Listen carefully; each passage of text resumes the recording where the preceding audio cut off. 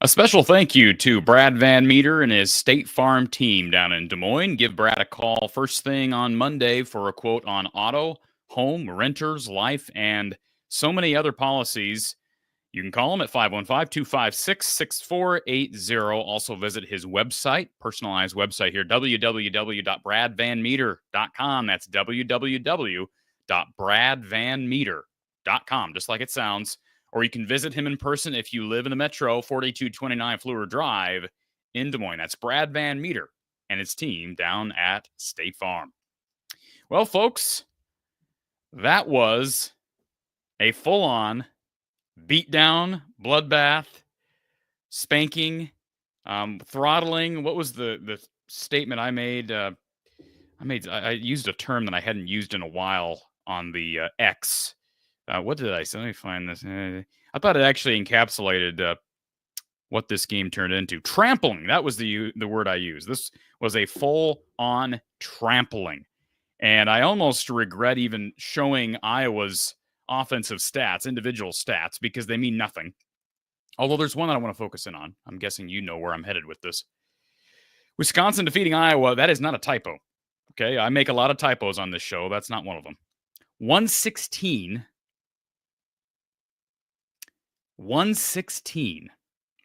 to 85. 116 to 85. I got to say it like 3 times just so I can convince myself that that's a real number. 116 for the Badgers. We are going to be joined by telephone here momentarily by Coach Gary Close. He is calling in from one of his favorite vacation spots. And so we appreciate Gary taking the time. And, of course, Gary has some interesting insight on both these teams. He coached with Greg Gard as an assistant there up in Madison for quite some time. And, of course, was part of that program under Bo Ryan and was also part of Iowa men's basketball under Coach Tom Davis. So he has insight on both of these programs. And he knows how tough it is to go on the road and win at the Kohl Center. Nobody's going to debate that. That's any statements I make tonight, if they're strong in nature, they have nothing to do with some anticipation in fairyland that I had that Iowa was going to come in there and throttle Wisconsin. All right. Never would have expected that. I didn't expect Iowa to win. I was hopeful, right? Listen, Wisconsin was 0-2 in the conference, and they've proven to be beatable this year. They've also proven that they can put up a lot of points. They did against Arizona a while back, but man, you can't script this stuff. You cannot make this stuff up. Let's go through a couple of numbers before we are joined by Coach Close. Wisconsin scored $116. That is a Kohl Center record. It was 4 off the program record, which apparently was back in 1967 and was away from the Kohl Center. Somehow they scored 120 points on Southern Methodist without home court advantage. That's an incredible stat. Maybe it's the fact that it was a different arena. Maybe that's what it is. I didn't look up that number. the 120 points scored against SMU in 1967, but I'm guessing maybe the Kohl Center wasn't around, so maybe that's why this was a Kohl Center record and the other was not. But still, just absolutely mind-boggling. Wisconsin made 21 threes in this game. That is a program record. So say what you want about, well, Wisconsin's a much better offensive team this year. I would agree with that. They've showed a graphic on the Big Ten, or excuse me, on FS1 during the game. Certainly they have more athleticism than they've had in past years. They have guys who can hit shots. But, man, you talk about this, it's just a pattern, right? Where Iowa continues to allow guys who are not shooting great from 3 to go off. And tonight it was Blackwell from 3, who had been shooting 29% heading into this game. Keep in mind, he'd been off. I mean, this Wisconsin team hadn't played in almost 2 weeks. That's what's even more mind-boggling about this. You'd think they'd be rusty. They weren't. They weren't rusty at all. They scored 116 points, and Blackwell, who had been shooting 29% from 3, made 11 threes. 11 threes! The team was 21 of 31. Some guy named Kamari McGee, who's averaging 6 points on the season, he comes in off the bench and makes 4 of 5 from downtown. I mean, these are almost make-believe numbers. And I don't know whether to just be abundantly impressed with Wisconsin or so absolutely deflated from the Iowa side of things. Because you could talk about it, yeah, team just gets hot and there's nothing you can do about it. That seems to happen a lot with Iowa. Doesn't that happen a lot? I mean, under Fran, it just happened. Guys that don't shoot well all of a sudden go off. What does that mean? Well, to me, it tells me that, and you can see it, do the eye test and see it. You start giving guys open look after open look after open look early. They start to see a couple of go down, and all of a sudden, basket gets real big, green light goes on, and now you're trying to stop a freight train. These are Division I Power 4 basketball players. Big Ten basketball players. Like, I don't care if Blackwell is shooting 19% heading into tonight.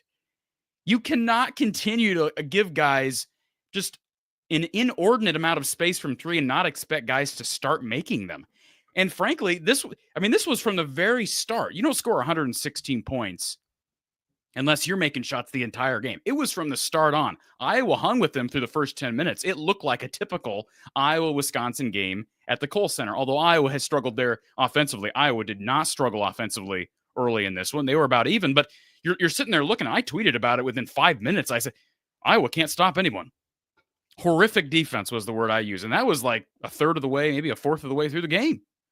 And boy, it continued. I mean, I don't know what adjustments Fran McCaffrey made at halftime, but it just got worse. I mean, it literally got worse. I can't believe I'm saying that.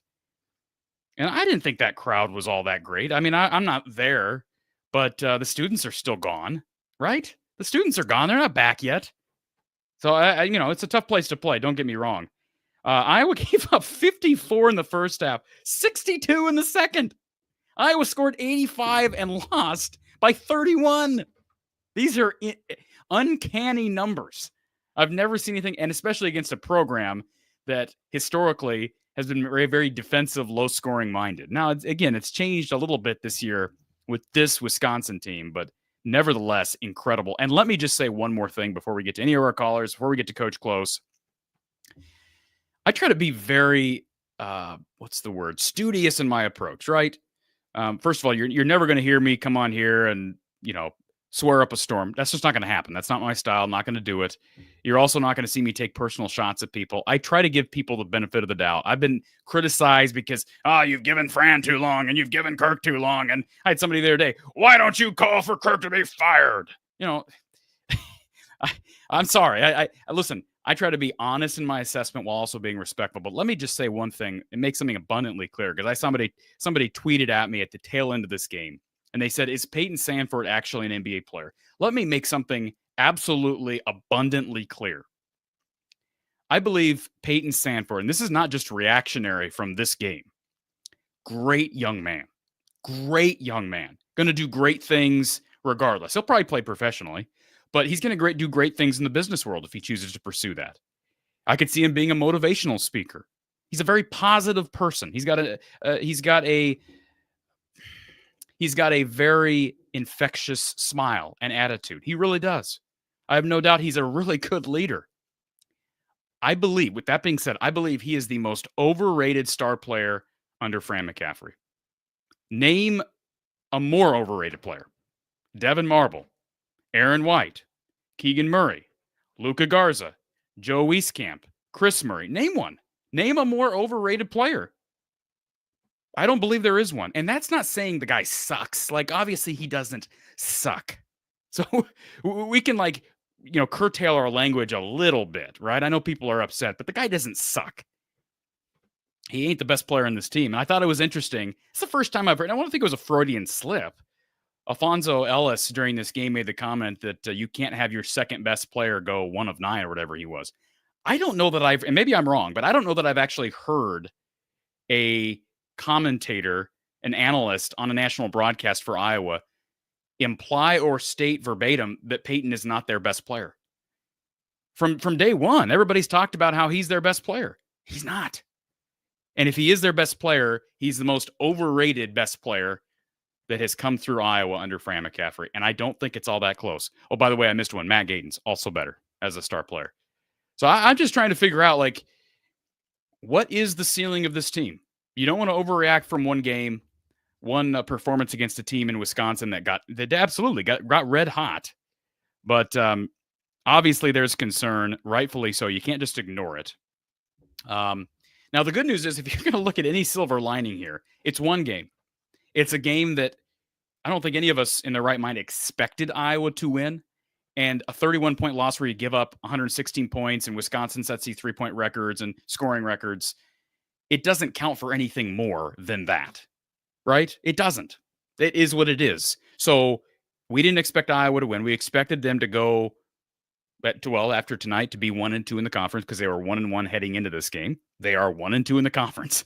This doesn't count for 3 or 4 conference losses. It counts for 1, and it's going to be hard to win on the road anywhere. But this is an above-average Wisconsin team. I don't know where they'll fall. I don't know where they'll end up. I think they're very up and down. They've been up and down. I just expected maybe a rustier version of that offense than what we saw tonight. But when you continually give a team wide open shots from the perimeter, especially early, you're asking for problems. And I sound like a broken record. We've said that before. With that being said, we welcome the man of the hour, Coach Gary Close, who is tying in with us over the phone. Coach, can you hear me? Sure can, Corey. Coach, good to hear your voice. I hope you're having a good time, and it's a little warmer than it is here in Iowa, although I know you're heading for a cold spell as well. Let's get right down to it because I want you to enjoy your time away. I don't know how else to explain this other than what I said at the outset. That was a full-bore spanking, throttling in every way imaginable. Iowa scores 85 and loses by 31 due to 21 made threes from Wisconsin, which is a program record, and 116 points, which is a Kohl Center record. It was 4 off of the program record, which was set back in 1967 against Southern Methodist. I know we can talk about Wisconsin's three-point shooting till we're blue in the face because certainly it was historic. The numbers speak for themselves. But where did this thing go wrong? And is there anything positive to take away from this if you're Iowa? Well, that's a good question, Corey. I mean, I thought the first 10, 12 minutes, they, playing that zone, I thought it was effective primarily. They weren't fouling. And Wisconsin does such a great job against man defenses of drawing fouls, and they're unbelievable free throw shooting team. I think they're the best free throw shooting team in the country, and they take the most free throws in the country. That's a pretty good combination. And then he left the zone, and I thought there was a questionable substitution, rotation in there that all of a sudden they couldn't score, and then it just was an avalanche. So I mean, I thought they were right with them for the first 10 or 12 minutes and playing pretty well, but they were trading hoops, and Wisconsin tightened the reins a little bit defensively, and Iowa didn't. And it was a runaway. It's an embarrassment for them. They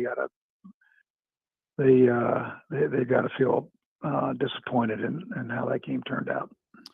I want to look at the macro before we kind of delve back into the micro, Gary. You used the word embarrassment, and I was thinking that towards the end of this game. The silver lining here, if you're Iowa, is it's one game.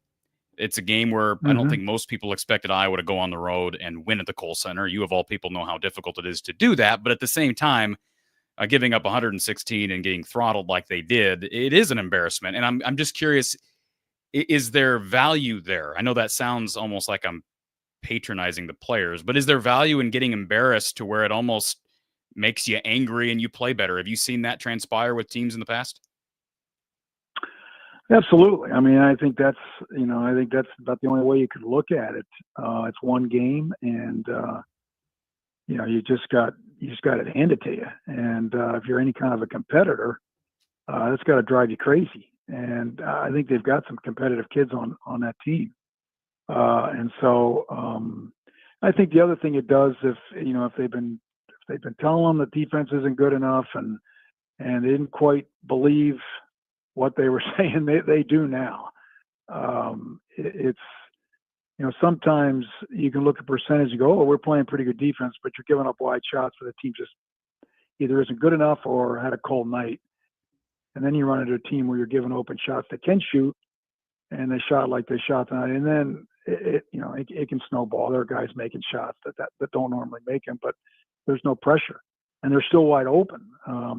If you look at the quality of shots the last 25 to 30 minutes in terms of pressure on shooters, it was night and day. And that's why Iowa cooled off a little bit and still scored 80-some points, but Wisconsin did, and then almost scored 120, which is an incredible amount of baskets. So, I think they got to realize they've got some work to do on the defensive end if they want to compete in this league.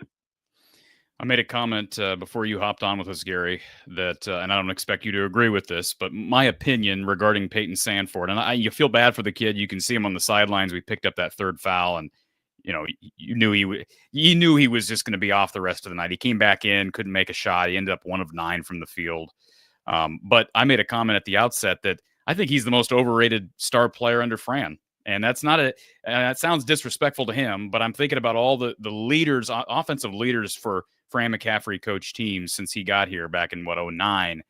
And I think he's the most overrated player because he doesn't defend and he's an average rebounder, at least right now. I thought he was a better rebounder last year. I think he's regressed in that stratosphere. And at the same time, he is so inconsistent. Right now, I mean, he was 0 for 5 from 3.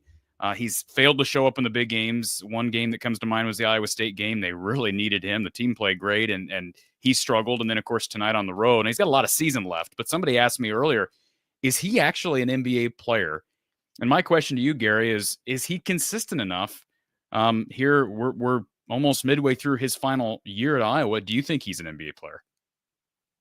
No, I don't. I mean, guards in the NBA are a dime a dozen. I mean, there's so many good guards in that league that, right now, probably not, but it can turn around quickly. I think they did a good job on him. I don't think he got very few open looks, and then you take some highly contested, tough shots and don't make them, and you think you're not shooting very well, and then you get some wide open ones that you rush and your confidence is down a little bit. And I've always questioned his shot selection. I think it's great that Fran gives him the green light, but there's a fine line in there to where if you're shooting bad quality shots and they're not going in because they're well guarded, you can think you're not shooting very well, but you're taking shots that are tough to make, and I don't care who you are. So he needs to get some good wide open looks early. He needs to get to the free throw line. He needs to get some easy baskets, and he's got to understand that he's probably the first guy on the scouting report, and they'll put their best defender on him, and he's going to have to work on becoming a better offensive player, but it can turn around. I think he's a pretty good player. He did not play well tonight, and there's still some basketball left.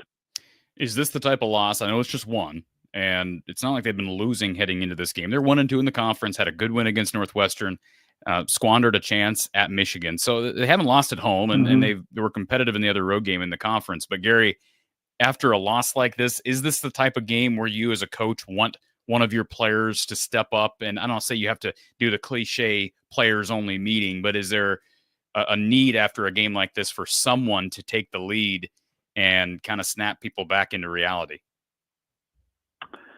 Well, yeah, you would like, you'd like to see something like that. I think it's something that you hope just evolves on their own, not something that's orchestrated, or then it's kind of fake and it doesn't do any good anyway. It's got to be something that's genuine, and they've got to be embarrassed. I mean, that's, I don't know what they thought of Wisconsin going in. Wisconsin hasn't got a Big Ten win yet prior to this game. So you knew that they were going to be ready to play.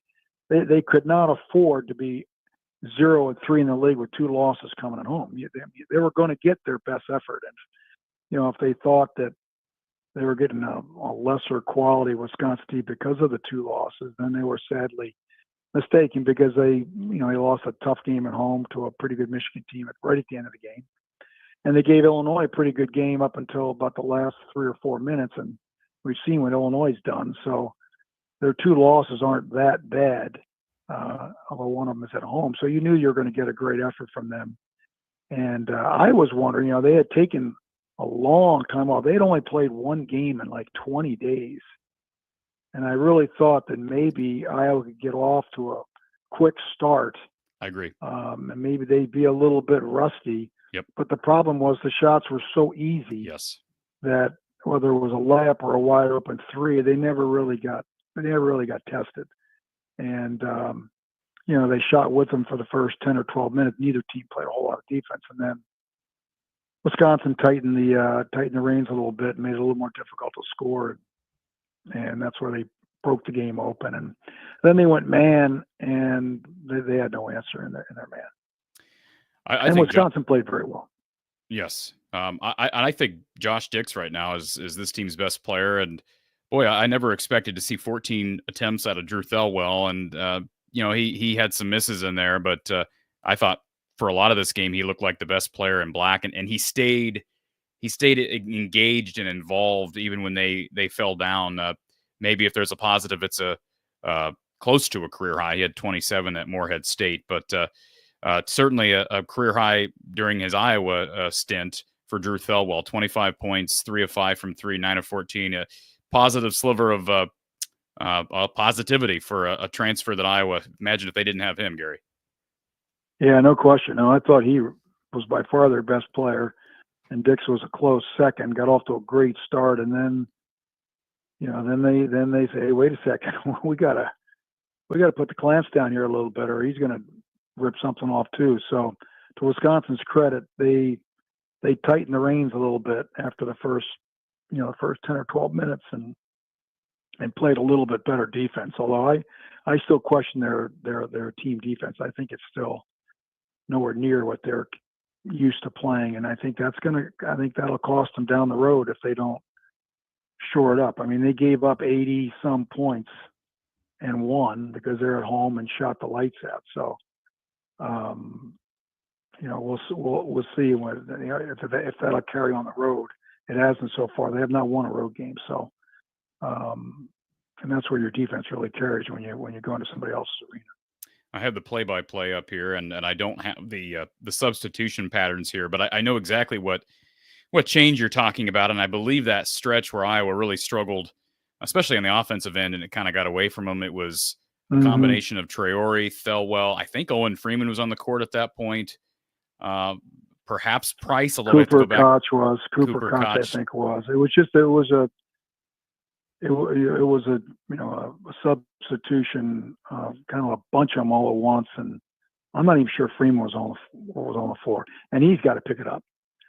He's their best inside scorer. He is not finishing inside like he's capable of finishing. He had some point blank shots that he misses too many of those, and when you need a bucket, you need to go inside and draw a foul or get a strong move going towards the hoop, and he didn't give that to him tonight. Now, Wisconsin is big. Those two guys are big, and Winter's emerging into a really good player. And the Blackwell kid is one of the best guards in the league. So, I mean, they're a pretty good team. They had a stretch where they didn't play very well, and mostly because of their defense. But you knew you were going to face a fired up team because if they lose tonight, they're 0-3 in the league, and people are worried. Iowa was minus 16 on the glass. That maybe the least of their worries tonight, but that continues a disturbing trend that has been ongoing, it seems like, for multiple seasons now. Just turn the ball over. Well, they shot so well, there weren't very many rebounds to be had. Yeah, that's part of the problem, right, Gary? How many shots did Wisconsin miss? Yeah, they shot 65% from the field. Yeah, that's great. And 65% from three, probably. 68% from three. 68% from three, and probably 90% from the free throw line. Yep. You shoot like that, there are not too many rebounds to be had, so you're going to get out rebounded. Yeah. And Iowa shot well, so there weren't very many offensive rebounds to be had. So I don't know if the rebounding is much just because of the score, but there were a few moments where they needed a rebound they might not have gotten, but it was more. You don't get credit for any rebounds if you take the ball out of your basket. Orange Chicken in the chat. I don't know if there's sarcasm here, but I have to address it. He says, I thought our defense actually gave good effort. Not every night you're going to lock down the opponent. Let's address that specifically, Gary. Was there lack of effort? Because I certainly felt like there was with closeouts, especially. I don't know if it's a lack of effort. I think it's a lack of urgency, a lack of sticking to what you got to do. I mean, they're just giving up way too many open shots. And like I said before, sometimes you go through a game and you look at some teams' percentages and they shoot, 25% from three. But if you go back and look at the tape, they had 10 wide open shots that they missed, or either they're a bad shooting team or they just had a bad night. And you can't live that way. You got to point it out. Hey, this is a wide open shot. A good team is going to make this. And they ran into a good team tonight, a good shooting team. That's a good shooting team. And they shoot a lot of threes. And so you just, I mean, if you go back and look at all the threes they shot, I'd be lucky to think there were 5 contested 3-point shots that they took. I think the rest of them are wide open. And then you get on a roll and you can't stop them. So their ability to close out and put pressure on shooters without fouling is something they've got to work on. They're just giving up way too many open threes. And, we said it before, you give up wide open threes, or you give up layups, you're in trouble. And they got a fair amount of wide open layups to go along with their threes. That's how you score nearly 120 points. And particularly startling is Iowa finally was at full strength. Now, I know that there's talk that Owen Freeman's kind of dealing with a bit of a bum ankle, and Seydou Traore's missed a lot of time, and so is Cooper Koch. But they were finally at full strength, and they haven't been that for quite some time. Todd in the chat says Freeman misses Krikke. Is there anything to that, Gary, that somehow Ben Krikke maybe took a little pressure off of Owen Freeman during his freshman year, or do you think that's null and void? Possibly. Possibly. Maybe the injury is more than he lets on, or we know. If you can't explode, then it makes scoring around the basket a little more difficult. But I just don't see, from the glimpses from the things I saw last year, I thought he was headed towards being a big time, almost unguardable player in the post. And I have not seen. And I haven't watched a lot of Iowa basketball, but what I've watched, I have not seen that next step to where he's just demands the ball and he can't be stopped. I mean, he's got no left hand for the most part. He should have one of those by now. And, a series of moves that if they take something away, you counter and you learn how to, footwork to get angles. And I haven't seen the next step, which doesn't mean we may not. And maybe the injury is holding him back, but I expected a little bit more of him because I thought he had a chance to be really, really good. And I haven't quite seen that this year. Tony in the chat says Hawks are consistently the let's get right opponent for anyone having offensive woes. It seems to be an ongoing chronic defensive malice for years. We've got a caller who wants to delve into this a little bit. We've got Doug here with us along with Coach Close on the phone line. Doug, welcome to the show. Hey, how you doing, Coach? Hi, Doug. How's it going? Good. I actually have my emotional support cat right here, so I'm doing good. I think Payton might need one of those. Yeah, he was struggling today. We actually have tickets to February 8th game against Wisconsin at home. So they are one of the 2 play opponents. I guess I'd forgotten that. They played with is it Minnesota, Wisconsin? Northwestern, Nebraska, Wisconsin. Okay, Northwestern, Nebraska. I knew they were all in the region. So, yeah. Well, they should be angry for that one, right, Gary? I didn't realize they'll be ready to play that night. Yeah. A couple things I was going to address. Somebody said guard owns Fran. We swept them in 21. I mean, it's about even. It's not like Wisconsin. How many seasons ago? That's 4 seasons ago. Yeah, I know. Doug. Well, we did sweep them that season. We went 3-0. No, they split last year. Yeah. I don't think if you look it up, it's probably pretty even. I mean, and again, Bo Ryan had our number, but I'm not a big fan of guard, but I know you worked with him for so many years. As far as the defense goes, we just always look slow. We're like half a second slow in our rotations. I mentioned that before to you. Like, why are they slow? I mean, and they look lost defensively. And then my other question is, how much time did they spend probably for Coach? This is my question for Coach. How much time did they spend over break and over these last few games working on that 2-3? If you work on it, why don't you – because I imagine they spent quite a bit of time on it, and then they just abandoned it. If you don't work on a defense, why don't you, trust it? I guess my other question with Fran is they always say he switches defense. Well, if you're switching defense, it means you don't have a defense. Well, go ahead, Gary. Yeah, I mean, some coaches have got got a philosophy where they like to change defenses to try to keep teams off balance, and at times that has worked. There have been some coaches in the past that have done that, and I think they've played more man this year than they may have played as much as I can remember. Other than out of bounds underneath, they always go zone. But yeah, I thought the zone was somewhat effective early from the main standpoint of keeping Wisconsin off the free throw line, where they are ridiculously good and they get there all the time. So I thought it was. I mean, they were getting them to shoot jump shots, which I think that was kind of the plan. And I think for a while there they struggled, but then they kind of abandoned it. And I think with that substitute, all of a sudden they're down 10, 15, and then you're going, well, can we sit back in the zone down 15? And I think he decided, no, I've got to go play man. And then they just run all those side ball screens, and they're just getting either wide open layups or kickouts for three, and it just got away from them. So I think I don't know, but I'm guessing that they looked at the tapes and said, I think zone's going to be effective. Let's give it a shot. And I think it was effective. I think they might have spent a lot of time on it to try to prepare because they hadn't played it very much. And because they got down eventually to where they had to abandon it, I think it hurt them in the long run. But,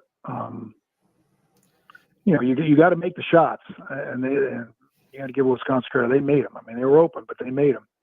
If they hadn't made it, it would have looked a little different. So, but I thought the zone was effective early from the primary reason of keeping Wisconsin off the free throw line and not letting Freeman get into foul trouble. Some of those other guys into foul trouble. And I think Wisconsin only had one foul drawn in the first half, and maybe only two or four free throws. It changed in the second half, and it changed because Iowa played more man-to-man, and they took it inside more or kicked it out. And then back to Doug's original point, Gary, about the defense just looking slow. Do you notice that as well? And is there something you can specifically pinpoint as to why they look slow defensively? Well, I think they get a little lost. They end up they ball watch a little bit and lose sight of their man. But the big thing is when the ball is passed to your guy, you got to be moving as the ball's moving. You can't wait until the guy catches it and then close out. That's going to be too late. Yep. So the ability to anticipate passes that are coming, and as soon as it, you don't want to be jumping all over the place, then they ball fake you and you jump out, and then they drive or pass to somebody inside. But when that ball's released, that ball's leaving that guy's hands, you got to be leaving, or you're not going to get there in time. And I think a lot of cases, maybe not a lot, but some cases, when Wisconsin penetrated, you saw 3, 4, 5 Iowa players converge onto the ball, and then just leaving guys on the perimeter. Now you're scrambling, and they're a good enough passing team that they'll make the extra pass to find somebody. You talk about going from having a good shot to a great shot. And they passed the ball really well tonight and did do that. They made the extra pass and got even better looks, and their percentage verified that. I want to say some things about Payton, maybe. Just his leadership. He's a great person, and anyone that doesn't think so, but I would almost argue Price is a better athlete and doing more for us right now than he is. He today definitely in many games and in big games, I don't know, his emotions get to him sometimes. We saw that today. What do you mean by his emotions get to him? I know he was upset when he went. He was upset today. Are you saying that affected his performance? Because he had not been playing well to that point. Yeah. Well, and you said putting him back in. This is you saying this, Corey, just 10 minutes ago. You said that when he got put back in, he basically was off. And right, he was off before that, I guess. Yeah, is my point. But yeah, and again, some players can come back from that, and we just knew Payton. I wouldn't mind just playing Price the rest of the game over him because he wasn't ready, or he wasn't stable. He wasn't consistent, and he was, Well, I think when you're down 20 plus, my guess, Coach, and you can chime in on this if you'd like, but my guess is Fran's looking at this. They're not going to win if they're down 20, 25 points with 5-6 minutes to go. But a guy like Payton, who's clearly visibly frustrated, you consider him to be one of your one or two best players on the team. And if he's not making threes, this team ain't making it to March. So you almost put him back in there just to see if he can get something in the form of confidence to take away from the Kohl Center, right, Coach? Good point. Yes. Yeah, probably. Probably. Yeah, I think you play.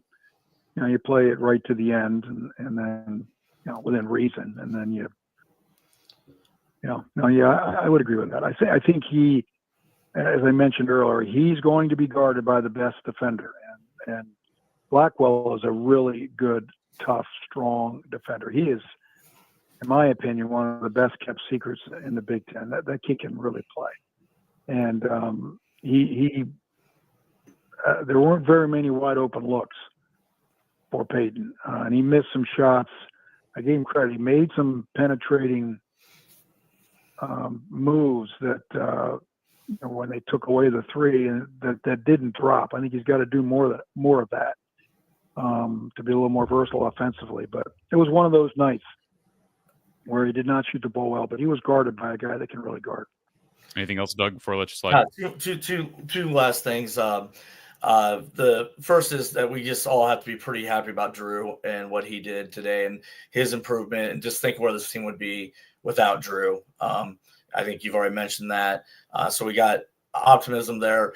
I want Payton to be the best player on this team. I don't care who the best player is on the team. I just want production. The next two games are at home, and they're very important. You can't drop,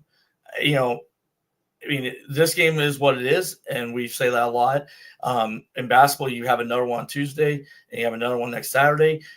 Indiana is a team that's kind of where we are, and they've struggled a little bit. But I'm not a big fan of Woodson either. I do have to like Hoiberg because he came from my high school, but Nebraska is a game you can't lose both of them, and you probably can't lose one of them, to be quite honest with you, if you want to go to March. A road loss, this is where I had them beforehand. I had them losing at the Kohl Center, but it's the way they lost. Giving up 116 points is it is what it is. You're hoping it's just a fluke, and some team makes 22 threes. That's not going to happen again. Like I said, we're going to the game on February 8th.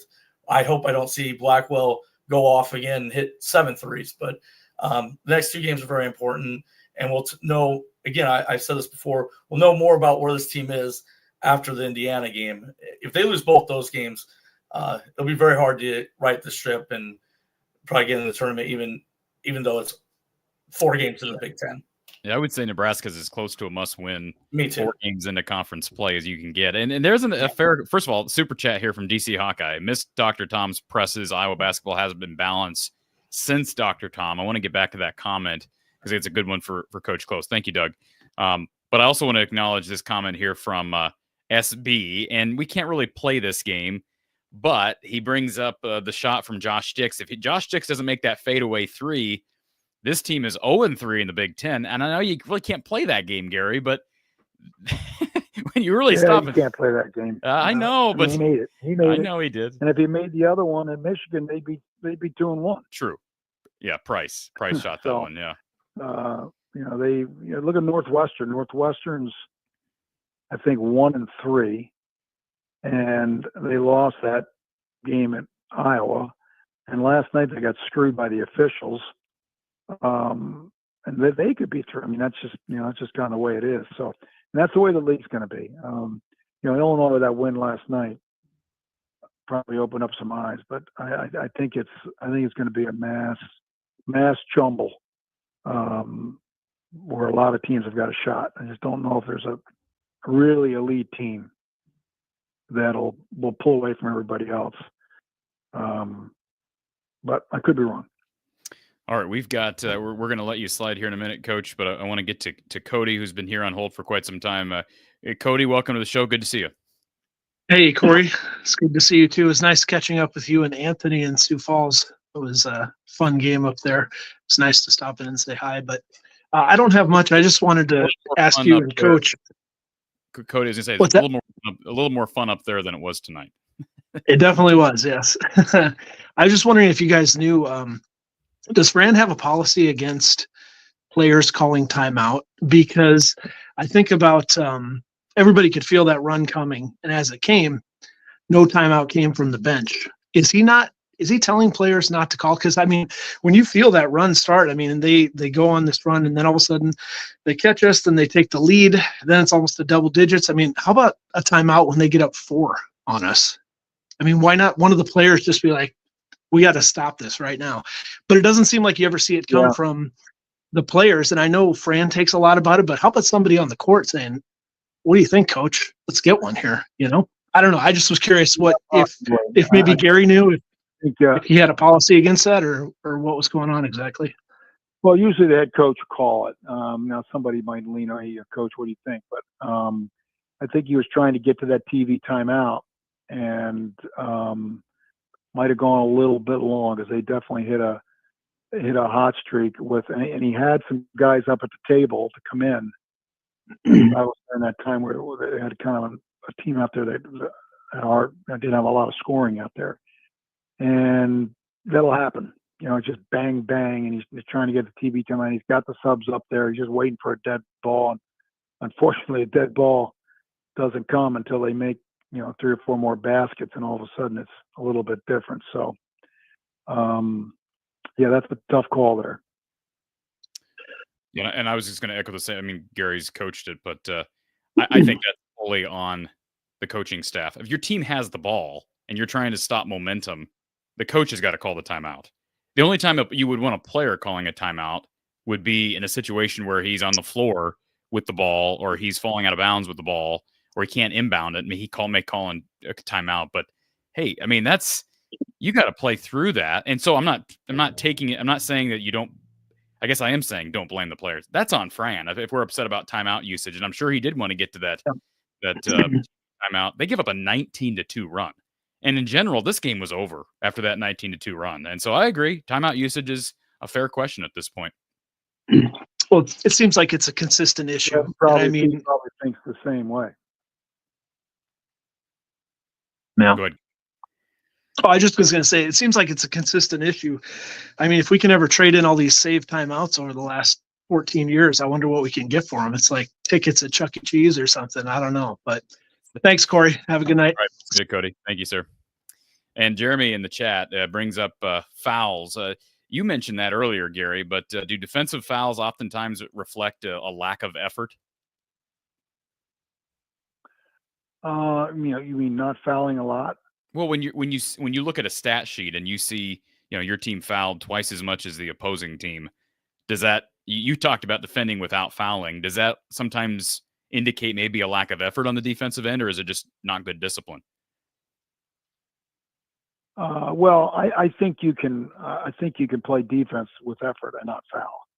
I know some people go, well, we're not playing very aggressive. Look, we've only got 1 or 2 fouls, and I mean, I'm sure there's some cases where that might be the case, especially someone that's afraid to get into foul trouble, like Owen Freeman might play, a little more cautious because he doesn't want to get into foul trouble. But you got to learn to be able to play hard and play smart and not foul. That takes discipline and some concentration and work, to get that done, but it can be done. So I think a lack of effort usually shows up with rebounding totals, with high quality, giving high quality shots. I don't know if it was as much effort as it was just, I think it was more execution. I think a sense of urgency.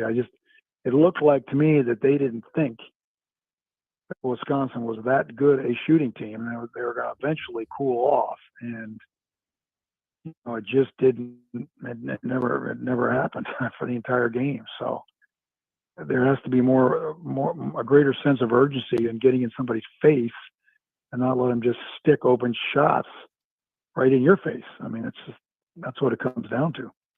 I can't take it anymore. We've run through some Iowa stats. Here are some individual stats for Wisconsin. Blackwell that's John Blackwell. He ended up with 32 points on the night, made, I don't have this as an official career high, but my guess is it is a career high. 6 threes, 6 of 10 from 3, 8 rebounds, 5 assists for Blackwell, 11 of 18 overall from the field. You also have Nolan Winter, who ended up with close to 20, ended up with 18 on the night, 8 of 11 from the field, 8 rebounds. By the way, Stephen Crowell was 4 of 4 from the field and finished with, 11 rebounds. Is that right? 7 rebounds for Crowell in 20 minutes of play. And then Klesmet finished with 8 points. He's been struggling, but made a couple of threes tonight. Maybe his coming out party. And then the guy that everybody would have had marked, John Tanye, with 19 points on the season per game. He was kind of the quiet guy here tonight, Gary. He ended up with 12 points, but he only took 6 shots, 3 rebounds, 2 assists, and then they also got the 12 points off the bench from Kamari McGee. And Gary, we got one more brief call. We're going to keep this quick for Coach because I promised him we're going to let him slide a little early tonight, and then we'll get to James once Coach Close leaves us. We've got Ryan here who wants a word. Ryan, appreciate you sticking around. Hey, Corey, can you hear me finally? We got your audio loud and clear, sir. Oh my God, my wife did do the trick. I was testing and it wasn't working, and she's a genius. She really is. So I brought it up to her and it worked. So I don't know. That's all I have. Welcome back. No, Welcome back. Thank you. Yeah.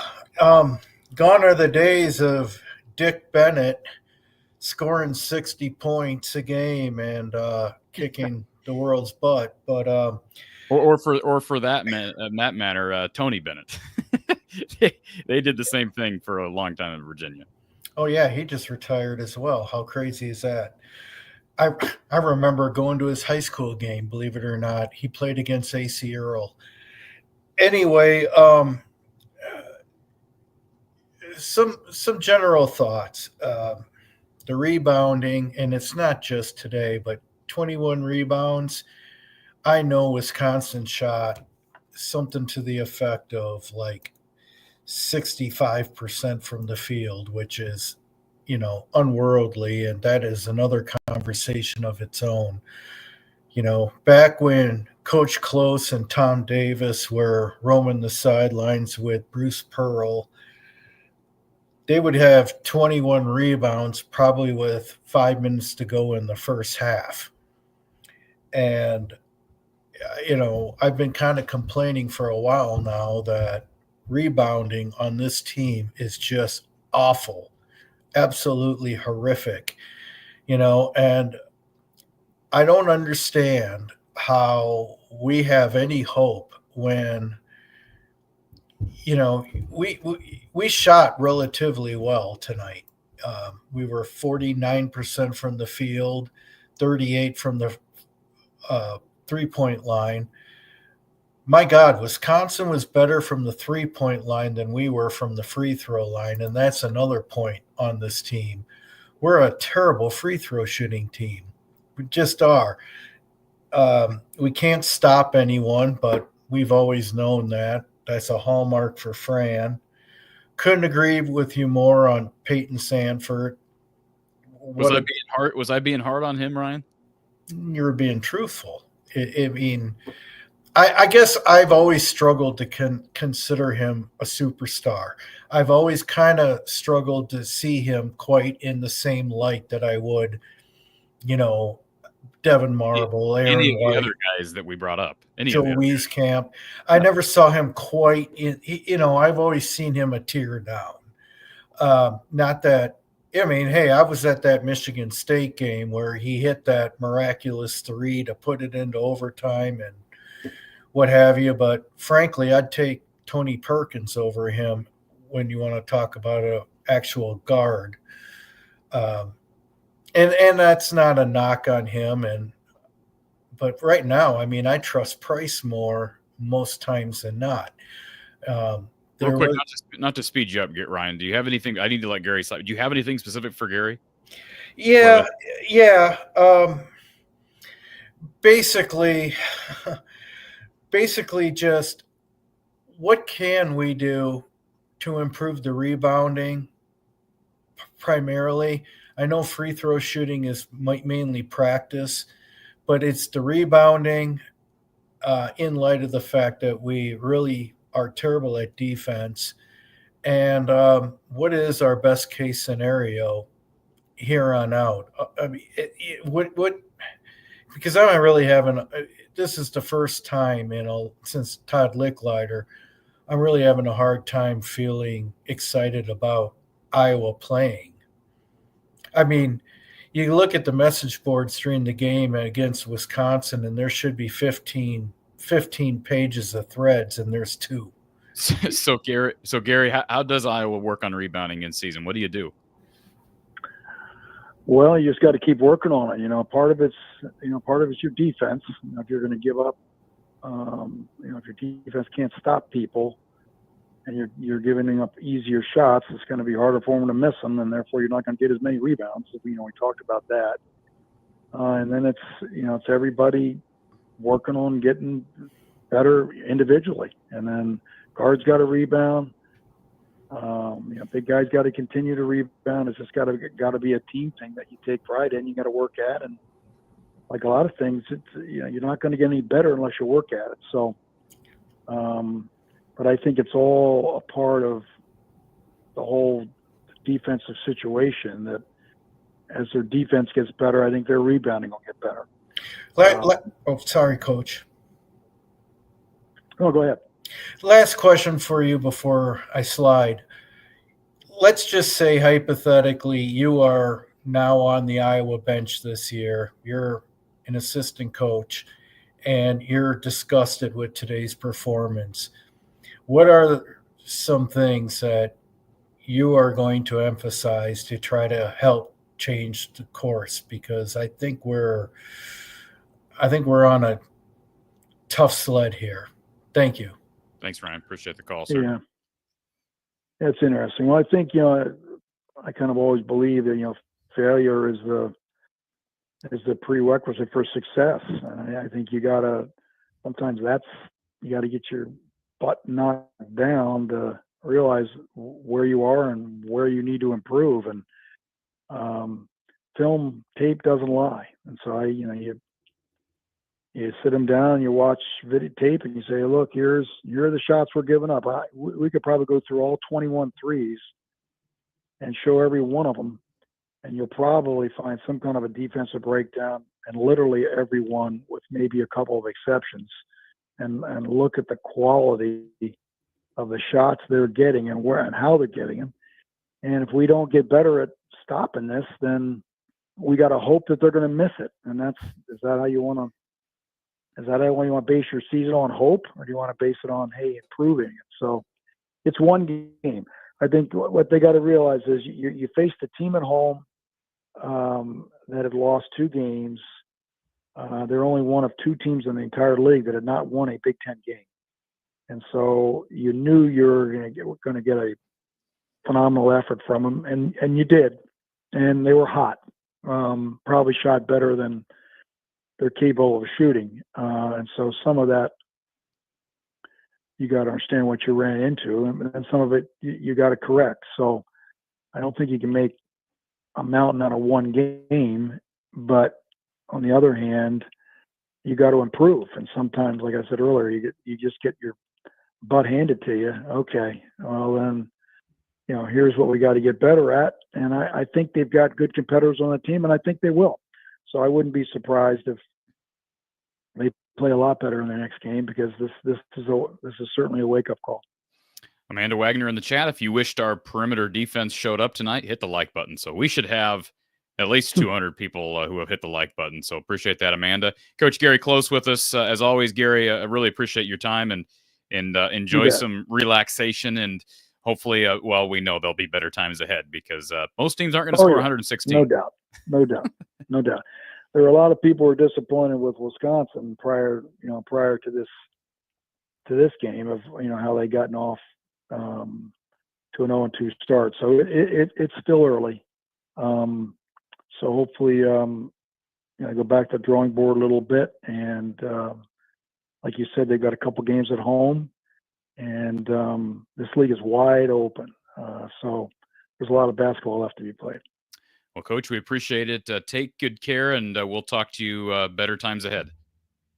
All right. Happy New Year to everybody. Thank you, sir. See you, Appreciate Corey. the call. Yep. You Bye-bye. bet. Bye. Coach Gary Close, longtime part of this show. We always appreciate his insight. A couple things here in the chat. Tragus44 with the super chat. Felwell is the only one out there that plays with the mental fortitude that it takes to win. Everyone else seemed to be playing without a sense of urgency. I don't know about urgency, but I thought Josh Dix was really good. And really, those are the two guys that I thought played very well tonight. Now, as a team, the defense has to be better. And so that's collective. That's everybody. That's, Felwell is one of their better defenders, but he's on that list as well. Everybody's got to be better. I didn't think Owen Freeman was that good. Owen Freeman scored 14 points on 6 of 11 shooting, but as Coach Close said, several of those misses were point-blank range. And I think the concerning thing is 3 rebounds, 3 turnovers. He's got to be able to rebound better. I know it's a big team. I know there went a lot of Wisconsin misses. Part of that's because that whole Iowa team is not defending well enough, but his rebounding totals are not good enough. Alaji Dembele, we've talked about his rebounding totals. His are not good enough.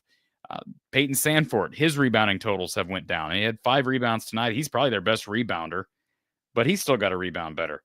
Tajo is actually playing a little bit, although tonight was getting garbage time. I'll be interested to see. He's not ready, but boy, they could use his rebounding. They could use his athleticism, but he is so green and so raw. Anyways, I know I'm kind of going on a tangent there.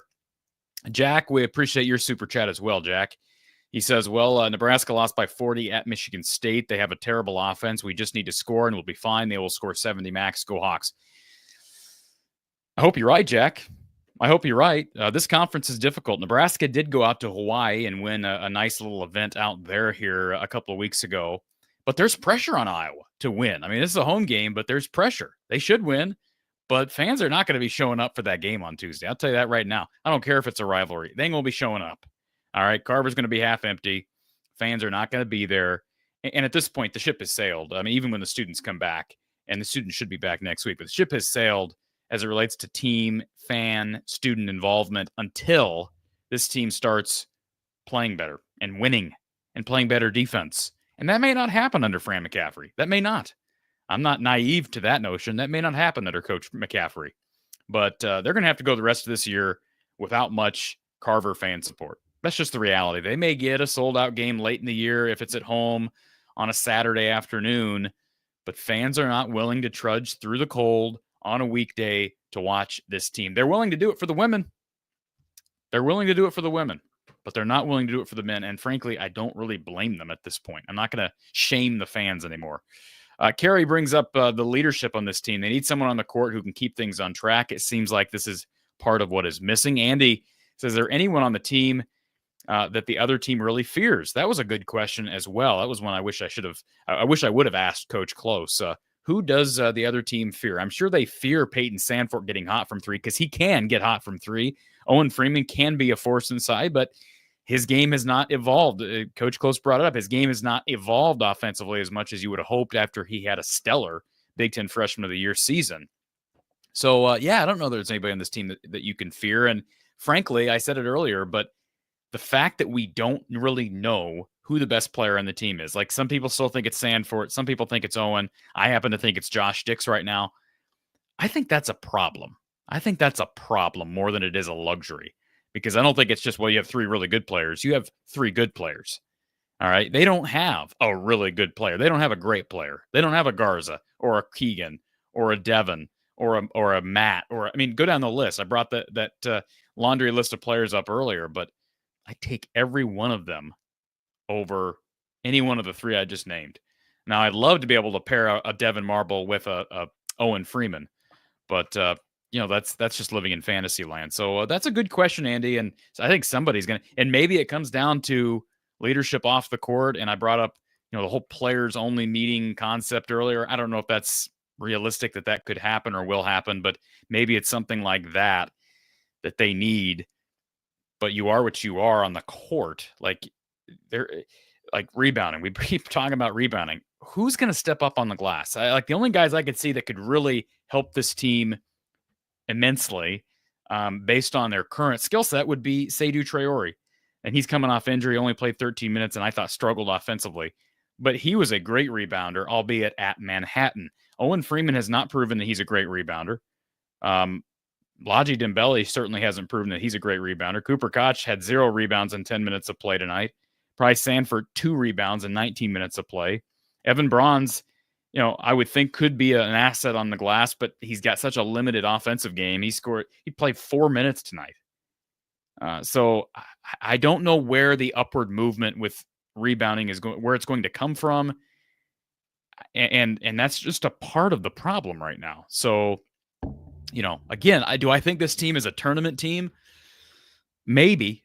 I still say maybe, because I still think they can go 500 in the conference, and I think it puts you in the mix, but they're going to have problems winning on the road because it's hard to shoot on the road at a consistently high level. And they proved tonight that defense that we saw tonight ain't going to beat anyone. You're almost glad it happened against Wisconsin because you don't want to lose on the road against, who's the worst team in the conference. Like, you don't want to. This at least was against a good team that was probably going to beat you anyways. And so, but again, this is also a trend: lack of defense, lack of rebounding, poor perimeter D, poor perimeter defense that allows guys to get to the rim and either kick out or score at the rim. But it was just a barrage of 3-pointers tonight, as we mentioned earlier. A program record 21 3-pointers made. Let's go to our next caller. We got James here on hold. James, welcome. First off, your point is right in the fact of, you're not going to shoot well on the road, but if you knew how to play defense, it wouldn't matter if you shoot that well on the road, because you can at least hold teams in maybe likelihood of you can at least score enough to beat a team if you can play defense, if that makes sense. Like, if you're not playing well on the road, that's what I'm saying. Out, like, if they were what they did tonight against Wisconsin, if they do that, I think I don't know that there's a team in the league. Now, there's not going to be not everybody's going to make 21 threes. That's not my implication. No, it's hard to win against anybody in this league. And if your defense is that bad like it was tonight, I don't know who you're going to beat in the Big Ten this year. I'm going to be honest with you, and I hate to say this because, I love this team. It's a pro hour no matter what. But I truly come in I didn't think they were a good team anyways, because of the fact of he hasn't played defense and he relies too much on them hitting shots. And I know Peyton's very streaky. He's always been streaky, right? But I know he's very streaky. I don't feel like they have the shooting that they've had in the past, to counteract with him not playing defense. They don't have the shooting in the past they had to counteract them not playing defense. Here's the other problem I brought up. I was kind of dogging on Payton Sandfort earlier, but the other issue here is we all talked about his game evolving during the offseason, and I'm sure the NBA, the people that are giving him feedback in the offseason said, hey, you need to be better defensively. We need you to become more versatile on the offensive end. He's maybe marginally better as it relates to versatility, but are you scared of his ability to dribble drive? No, because that at all. I'm just running him off. Doing that. You probably, if you're the opposite team, you probably want him doing that, because then it takes away his shot, which I think his best attribute is his shot. And the fact that he might have been hurt earlier with the wrist, and I'm not saying the wrist was what was hurting him. I don't know if that's the case, right? And even if that is the case, you got to know that and maybe sit a couple games out, like you said, or try to find a way to get, a little bit better at that with the wrist being the issue, especially if you're a shooter. Sometimes it's hard to shoot, especially if you're shooting wrist. It's hard to shoot with your wrist messed up if it is your dominant hand, right? But also, you want him to drive. Probably you takes away the shot that I think most teams are more afraid of him shooting the ball than they are driving. He can make that little floater, but he also misses that a lot. And he's not athletic. He relative to the competition, he's not a great athlete. The question of whether he's an NBA player, I totally agree with Coach Close. I just don't think he is. I was shocked that he got second round feedback last year, but I don't think he'll play in the NBA. I don't think he'll play a minute in the NBA. I'll be surprised if he. And he's still got time to change my opinion, and not that he needs to change my opinion. He needs to change the opinions of the people that are making those decisions. But based on what I'm seeing right now, I don't think he'll play a minute in the NBA. He may be a very late second-round pick and end up like Aaron White did overseas. But frankly, I thought Aaron White was a better player because Aaron could score from every level. He wasn't as good of a three-point shooter, but he wasn't. Yeah, but the game's evolved more from when Aaron White was playing basketball than nowadays. But true, very absolutely true. But My thing is, and I'm not trying to overreact from this game, but this is kind of the way I've always felt. Obviously, France defense ain't great, and it scares me in the fact of I don't think this team is a March Madness team right now. Obviously, and, the season still to go, but I didn't think at the beginning of the year they were a March Madness team just because I know Fran doesn't play defense. I know at some point it hurts you, and the Big Ten's even better now. Let me just say this very clearly, all right? Because fans have gotten after me for not calling for the firing of Fran McCaffrey. If they don't make the tournament this year, I'm calling for the firing of Fran McCaffrey. No, I agree. I just don't think that they're a tournament team in the fact of the Big Ten's gotten better with Oregon's a better team. I think USC's better than people think, at least, right? Like, Oregon's a really good team. Yeah, I don't know. Better than people think. I mean, they're ranked 9th right now. So I guess if you go by rankings, they're a really good team. But rankings also could be wrong, right? So rankings of what? Aren't they ranked 9th in the country? Who are we talking about? Oregon. Oh, Oregon. Yeah, but they got plastered last night by Illinois. Yeah. But I don't know. Illinois is a really good team too. I think Illinois is a really good team too. I think Illinois is a team that is underrated just because they're young. They're trying to figure things out. But I'm just saying, I don't think. Can I get you to read this stat line for our folks that are listening to us later? Go ahead and read it. 2 points, 1 of 9 from the field, 0 of 5 from 3, 5 rebounds. The one thing I want to go on the rebounding set too is 3 fouls.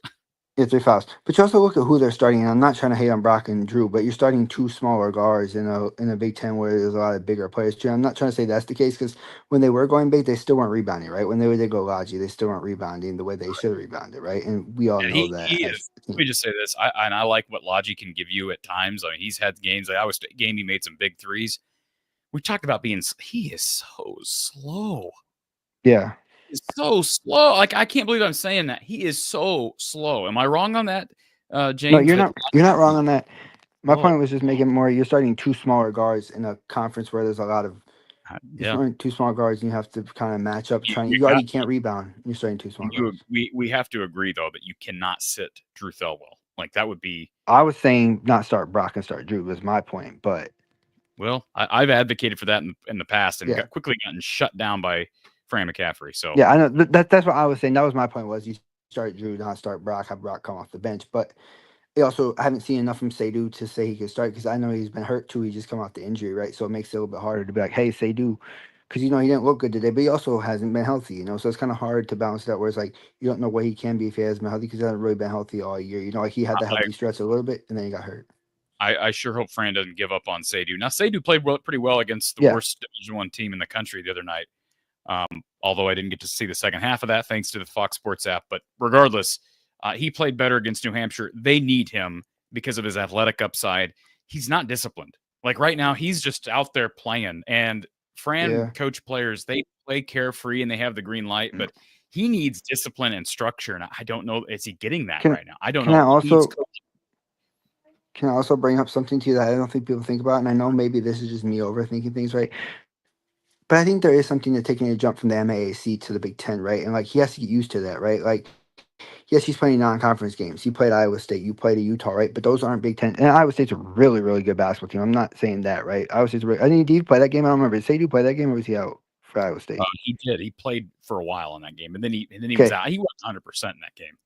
Yeah. So I'm saying like he hasn't been 100% and played a Big Ten team or even the Iowa State team because he wasn't 100% in that game too, right? It's like he hasn't played that kind of competition, right? This is not the MAAC, right? This is not that, right? You have to be physical. It's more physical. It's more grueling. Like I'm not trying to hate in the MAAC, but I'm just saying like in physical, this is more that way, right? When Drew has been through it, Drew's a senior, so he can understand a little bit more. He's played a lot of basketball, so I don't think the Big Ten causes him as much stress, because he understands, okay, I played higher basketball, and he's played Big Ten teams before, like in the tournaments, like Big Ten, like NCAA tournament. I think they played Illinois last year, didn't they, from Mars State?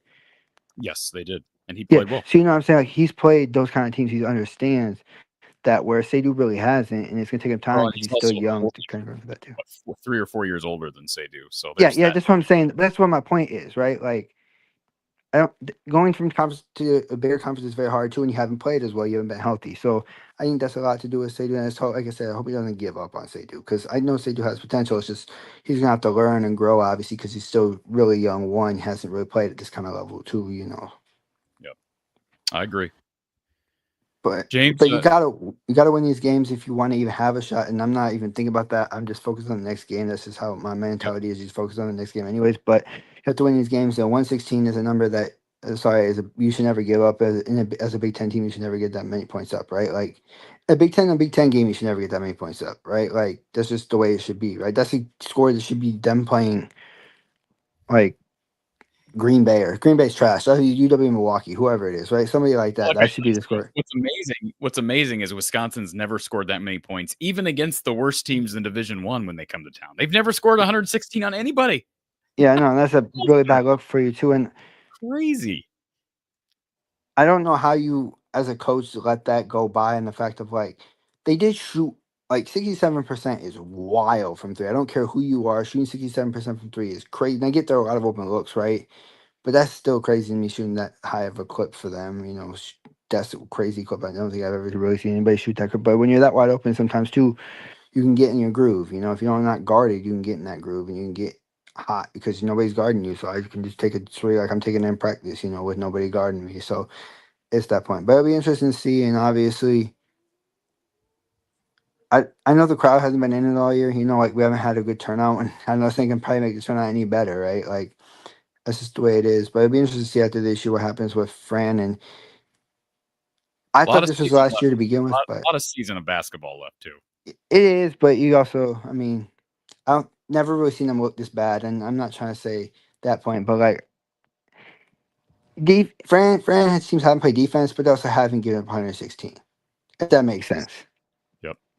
So like you don't know what to think because they've never done that. So I don't know what to think. But also maybe he needs to watch this video again. But yeah, pretty much. But no, yeah, I don't know. It's just weird to think because we never really went through this in the Big Ten game. And, you know, they never, like I said. Chris brings this up in the chat. Is that the most points ever allowed in a Big Ten game? It's got to be close. Yeah, I agree with Chris. It's probably not, but it's got to be close. For sure, but it'll be interesting to see, and happy you're on. Hey, James. I'm happy you're feeling well as well. That's the most important thing. And well, it wasn't me. Just for the record, it was not me. It was Kasheen that was under the weather. But thank you. I do appreciate that. I just got back from Nashville yesterday, so happy Cash is feeling better than I guess, hopefully. But just so you know, Minnesota is up 24-10. I know this is a basketball show, but I didn't know if you knew what Minnesota was doing right now. The Duke's Mayo Bowl, but well, I had Vatek winning that game, so thanks a lot. Yeah, that ain't me. I was watching the game, but good for the Big Ten. Good for the Big Ten, James. Yeah. If you did, one more thing before I get off. Did you know that the Big Ten versus SEC in bowl games was 4-1? The only loss was us. Also good. I'm just saying that just to say that, but you know, yep, I did see that. Yep. Yeah. But all right, I'll talk to you later. Enjoy your night, and I'll always support this team no matter what, win or loss, obviously. But you hate to lose like this, and it's tough. It's tough to see, man, because I see Iowa State be great, and then you see us be what we are, and it kind of hurts a little bit. It hurts your soul a little bit, because you want to be like that too. But absolutely. Good luck, and thank you for everything. Talk to you later. Thank you. Appreciate it. Iowa falling at Wisconsin at Badgerland up in the Kohl Center, 116-85, 65% from the field for the Badgers, 68% from three. They broke records with their 21 made three-point shots on just 31 attempts. Made 68% from three and 88% from the foul line. Made 15 free throws. Iowa was minus 16 on the glass. They got doubled up on an assist. Wisconsin shared the ball much better than Iowa. If you look at the numbers, 26-13 there. 13 turnover. Actually, Iowa was better in turnovers, 9-13, but it mattered not tonight. And let's see. Actually, more fouls called on Wisconsin. So in this case, you can't really look at that specifically. 16 fouls called on the Badgers, 13 called on Iowa. Wisconsin led this game by as many as 34. They end up winning by 31. Iowa with just 2 points out of their quote-unquote star player, Payton Sandfort, 2 points, 1 of 9 from the field, 0 of 5 from three, 5 rebounds, 3 fouls. And you saw the stats across the bottom of your screen earlier. Owen Freeman had 14 points, just 3 rebounds, also had 3 turnovers. Josh Dix and Drew Thelwell led the way and kept Iowa alive for a while. 16 points out of Josh Dix on 70% field goal shooting, and Drew Thelwell, 25 points. A career high for his time at Iowa. I should say a season high for Drew Thelwell, 9 of 14 from the field, 4 steals, 3 assists.